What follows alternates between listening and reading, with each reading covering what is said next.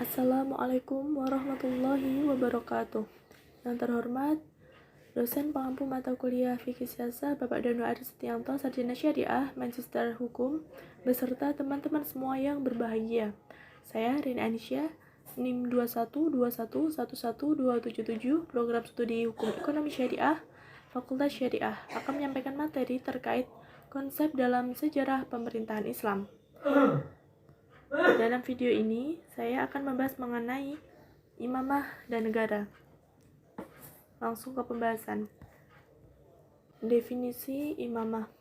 Secara bahasa, imamah berasal dari kata imam yang berarti pemimpin, sehingga kata imamah disebut juga kepemimpinan. Secara istilah, imamah merupakan suatu jabatan tertinggi dalam suatu negara yang meliputi khalifah, raja, sultan, atau kepala negara. Selanjutnya, fungsi imamah. Yang pertama, melaksanakan hukum-hukumnya.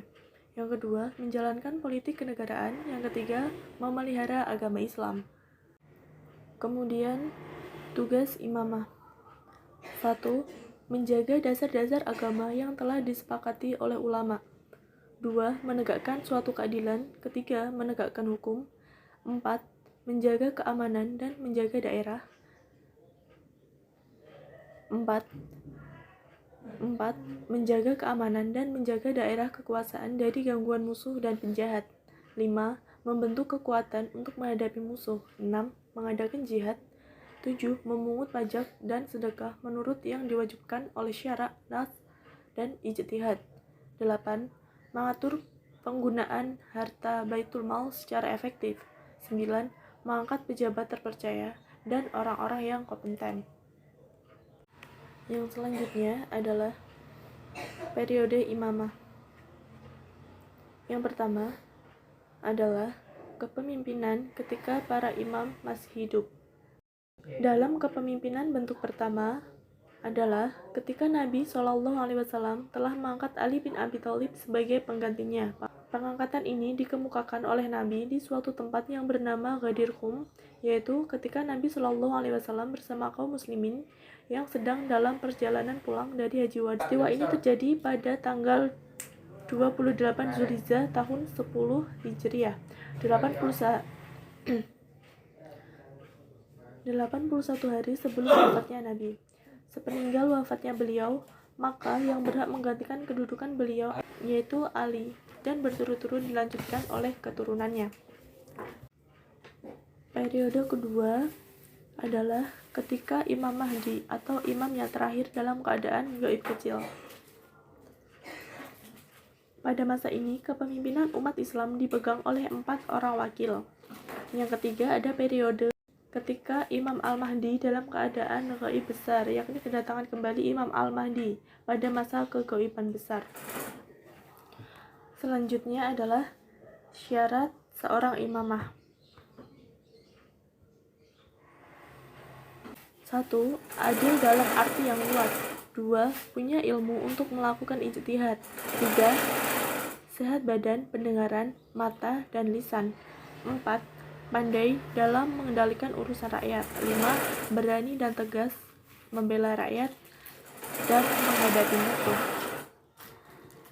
Yang selanjutnya adalah negara. Imamah sangat berkaitan dengan negara. Kemudian, apa itu negara? Negara adalah kelompok sosial yang menduduki wilayah atau daerah tertentu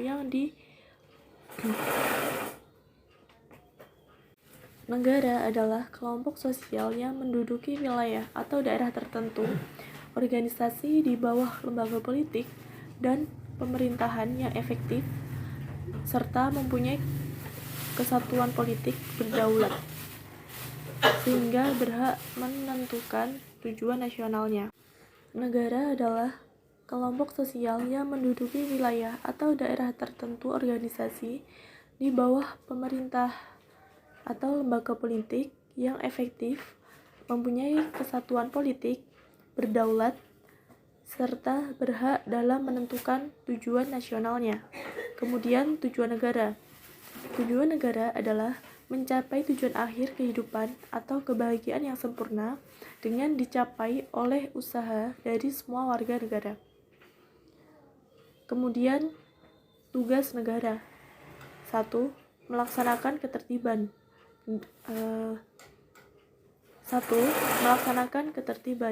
2. Mensejahterakan serta memakmurkan rakyat. Tugas negara. 1. Melaksanakan ketertiban. 2. Mensejahterakan dan memakmurkan rakyat. 3. Menciptakan pertahanan dan keamanan. Dan yang keempat, menegakkan keadilan. Yang selanjutnya adalah pokok tegaknya negara.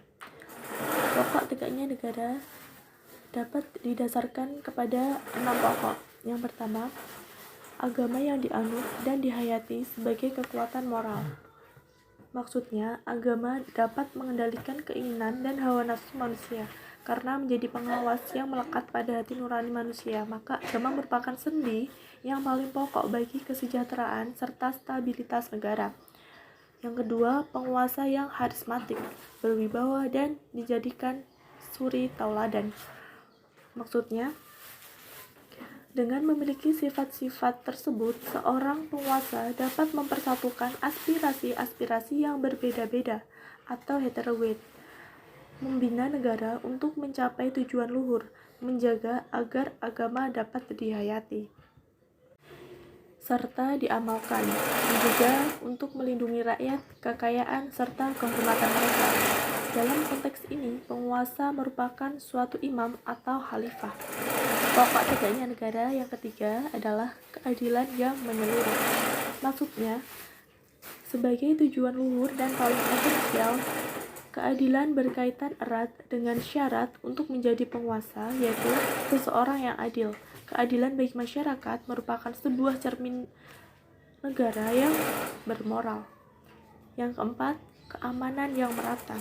Maksudnya, situasi aman sangat bergantung pada suatu keadilan. Dengan meratanya keamanan, rakyat dapat hidup dengan tenang dan dapat melaksanakan kewajiban serta haknya sebagai rakyat. Yang terakhir adalah yang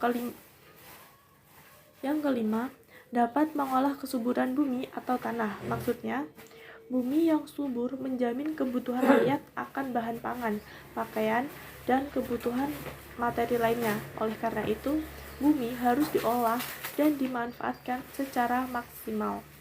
Yang terakhir adalah harapan kelangsungan hidup. Maksudnya, generasi sekarang punya kaitan erat dengan generasi yang akan datang. Maka, generasi sekarang merupakan pewaris dari generasi di masa lalu. Karenanya, harus dipersiapkan generasi yang bersifat optimal, sehingga ia mampu untuk mencukupi kebutuhannya. Demikian materi yang dapat saya sampaikan. Banyak kesalahan, saya mohon maaf yang sebesar-besarnya. Akhirul kalam. Wassalamualaikum warahmatullahi wabarakatuh.